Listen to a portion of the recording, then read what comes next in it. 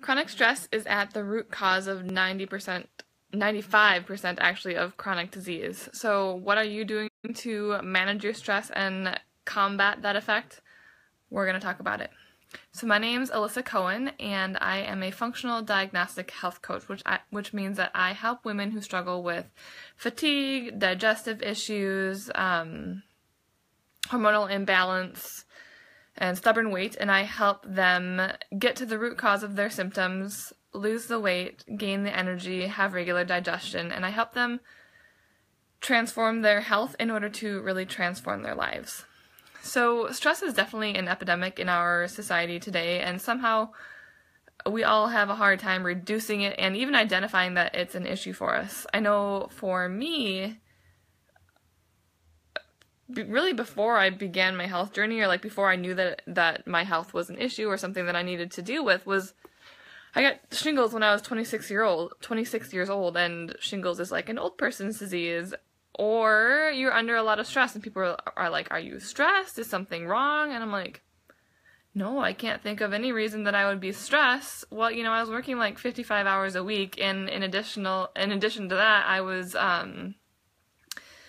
studying for my orthopedic boards exam, so I was probably studying 20 hours a week for that, and it's like, well, now that I think about it, I guess, yeah, I am probably stressed, and so that's really what, that was before my health was on my radar, but, I got shingles when I was 26, it was crazy. So, the problem with stress is that when our body experiences stress, we secrete cortisol in response to it. And cortisol isn't necessarily a bad hormone. It's not a bad thing. We need cortisol.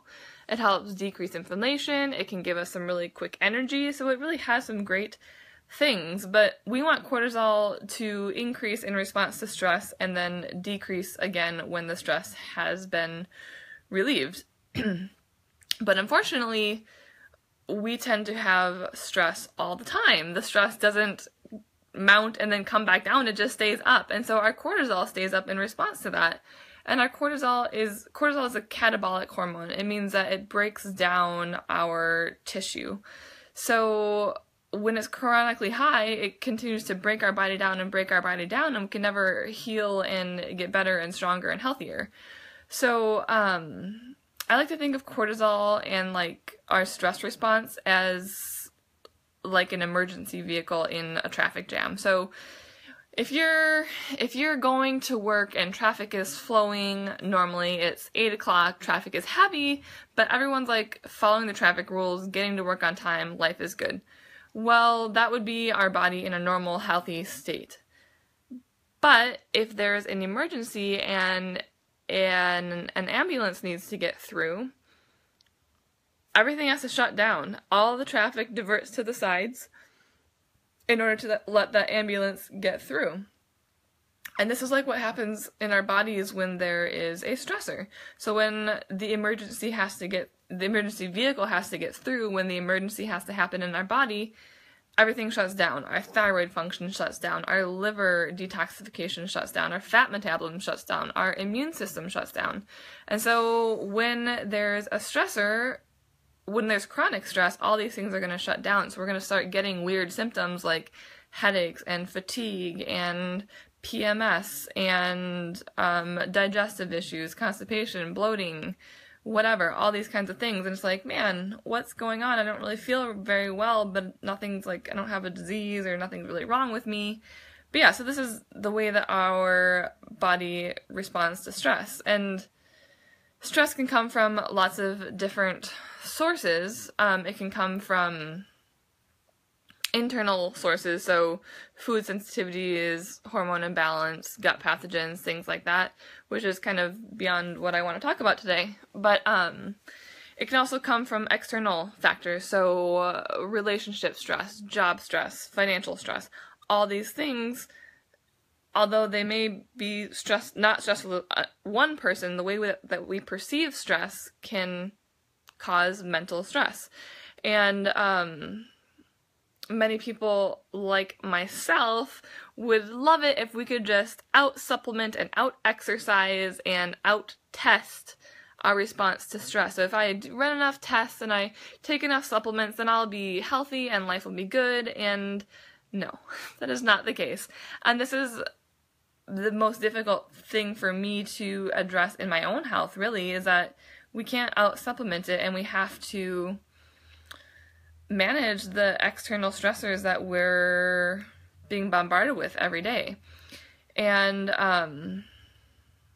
so if we can get a handle on our perceived stress, the way that we perceive stress and the amount of stressors that we come in contact with on a daily basis, this can really be a game changer in our health. And this is something that I continue to work on a daily basis, and it's always going to be a thing because the external stressors are always changing. So all that we can do is meet the challenge and change the way that we respond to these stressors. So I'm going to give you 10 tips on how to manage your response to stress and manage your body's response to stress so that we can make those external perceived stressors make them as little stress on our body as possible. So one of the first things is creating community or hanging out with friends, reaching out to the people that you care about. Women in particular, when men respond to stress, they tend to like fight or flight. So maybe they want to be alone or they get angry, things like that. When women respond to stress, we want to, what is it? I was watching something from Sarah Gottfried. She said, tend and befriend. So we need to create community. We need to find women that can support us, or maybe it's men, whatever. Find people that love us and support us that we can talk about how we're feeling, bounce ideas off of, and create that community and support around our stressful situation. So call somebody, find your support system. Schedule time for yourself. Put it in your calendar. I know that I live and die by my calendar, but somehow I cannot seem to put in the stress relieving activities into my calendar. I always say oh, I really want to take a bath tonight, but something else always happens and I don't do it. So if we put it in our calendar, from 3 to 4 o'clock, I'm going to go walk the dog by the lake. I'm going to go somewhere, turn off the phone, turn off the computer, and do this thing for myself. Is much more likely to happen. And you can ask for support around that if you have kids and things like that. Ask for support from your husband or whatever and say, you know what, I'm going away for an hour. Figure it out. Exercise. Exercise can be a really great way, or movement in general, let's call it movement, can be a really great way to help manage our stress. Now, the amount and type of movement that we're going to do to support ourselves is really dependent upon our stress level. So if we're super duper stressed out and pulling our hair out and that kind of thing, we don't want to be doing marathon training or going for an hour run or heavy weightlifting for an hour. We want to think about going for a walk or doing some gentle yoga, that kind of thing. If our stress levels are low and we're really doing well and we're moving and grooving, then we can handle a higher stress workout. So high intensity interval training, then you can do your marathon training or you can do your triathlon training. But if you have a whole bunch of other stress in your life, then long high intensity exercise is not going to be your friend at that time. So movement is always good. Choose the movement that is best for you at that time in your life. Number 4 is get some puppy love. I know that's one of my favorite ways to de-stress, and I never really thought about it, because my dog Eastwood is just kind of a staple in our life. He's just kind of always there, and I'm glad he's there, and that's great. But I realize when I'm stressed out, what a great stress reliever pets are. I almost always, cuddle with him every night, and I created this habit when we first moved into our house because he seems stressed, and so I really did create it around him. But now I think I need it just as much as he does, and have that cuddle time at night is amazing and super relaxing. And when I am stressing at work or whatever, I'm just oh, I wish I was on the couch cuddling with my puppy dog. So if you have a pet, use them to your advantage and use that to help you overcome your stress response.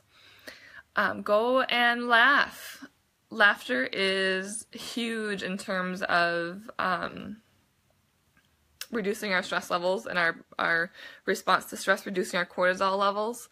And it's just not something that enters my life very much. I don't know about you, but man, it feels really dark in here all of a sudden. But anyway, laughter is not something that enters our lives very often, and so I have to like force it, I guess, if you will. But so something that I use to de-stress at the end of the day and to introduce some laughter is YouTube, and we usually watch Jimmy Fallon's hashtags. I think we're like out of hashtags now, but they're just hilarious and like 5 minutes long, and I literally like LOL at them kind of intentionally.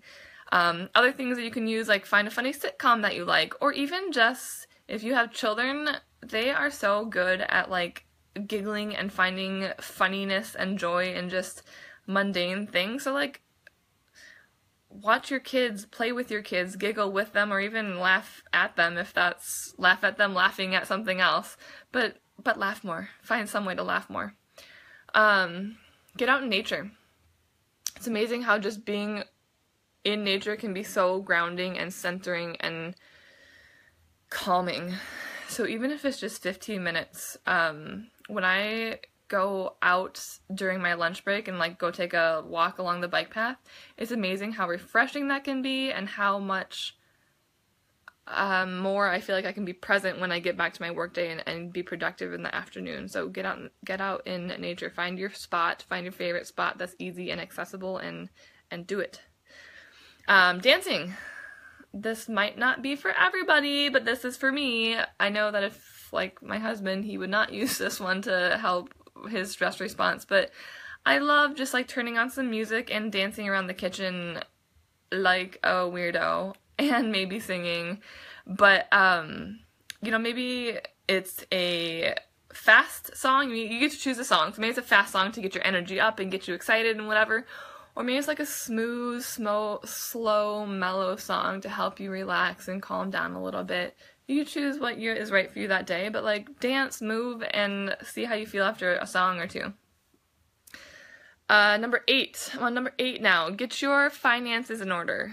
This might sound super overwhelming, but this kind of ties into the idea that how we do one thing is how we do everything. And so if our finances are stressful, we are ignoring them because we don't want to know what's going on, or if they're just like too overwhelming, this is going to overflow into all areas of our lives. It's going to have a negative impact on our health. We're probably ignoring our health too. Is going to affect our relationships. We might be ignoring our relationships also. So we got to take charge of it, and we have to know what's going on. And by taking one small step just to start taking charge of your finances, it's amazing how empowering it can feel to just feel like you have control. So take 5 minutes every day and just start making progress on your finances. So I know what we did when we got out of debt. We used Dave Ramsey's Financial Peace University, which is super useful in helping us get out of debt. So that can be a tool for you. Otherwise, there's tons of tools out there, and I'll probably do a video more about finances at some point. But yes, get control of your finances. Use your phone. This is not something that I would normally suggest. Generally, I feel like technology is increasing our stress, adding to our stress level, but there's lots of apps on your phone that can be really useful and helpful in helping you reduce your stress. So there's meditation apps. One that I like is the Headspace app, or there's something called the Insight Timer, and Headspace just gives you like a guided meditation, and it takes you through 10 days of meditation for free, and then you can upgrade if you want. The Insight Timer there's a gazillion meditations on there that are all free, or you can just use a meditation timer, which is what I usually use. So yeah, tons of meditations on there. Choose 5 minutes, choose 20 minutes, whatever you have time for. Otherwise, I like an app called Brainwaves. It helps, it's just like a little bit of background music, but it helps put our brain into the relaxed theta wave state, which is a really good relaxing state. So, Brainwaves app. And then the last tip, number 10, is just breathe. It's amazing. Well, when we get stressed, we take shallow breaths, and it just accentuates and adds to that stressed feeling. So if we can start taking deep, full breaths down into our belly, it can help bring us down into that relaxed state. So this is something that you can use in the moment. You don't even have to like stop what you're doing. If you're in the midst of like a super stressful situation, check in on your breathing and see what it's like. And if nothing else, just start taking deeper, longer breaths. If you can, take 2 minutes to yourself. I like to use something called a 5-5-7 breath. So it's in for 5 seconds, hold for 5 seconds, and then breathe out for 7 seconds. Take 2 minutes and you'll notice a huge difference in like your physiology and your heart rate and your blood pressure and everything. So you can do it in the moment. You don't have to stop what you're doing, just breathe. So that was a lot. I didn't know if I should make it into 2 videos or 1, but I wanted to give you guys some actionable steps. So you don't have to use them all right now, but I want you to choose one that seems the most fun or the simplest for you to implement right now, and I want you to use it in the next week. And you might have to remind yourself to use it. So maybe it means putting a post-it note like on your dash of your car or like at your desk where places you tend to get stressed at, and write just breathe or dance or whatever that you feel like you want to choose to implement. And 2 actions for you. Comment in the comments below. Tell me what tip you're going to use to help you manage your stress in the next week. I want you to implement it 5 of the next 7 days. Use that one thing. So write in the comments below, tell me what the thing is you're going to implement. And then also, if you know someone that could really use some help in managing their stress, send them this video. Share the video, send it over to them, because all of us need to learn to manage our stress better. Thanks for the thumbs up, love it, and please share, and I will talk to you next week. Okay, bye.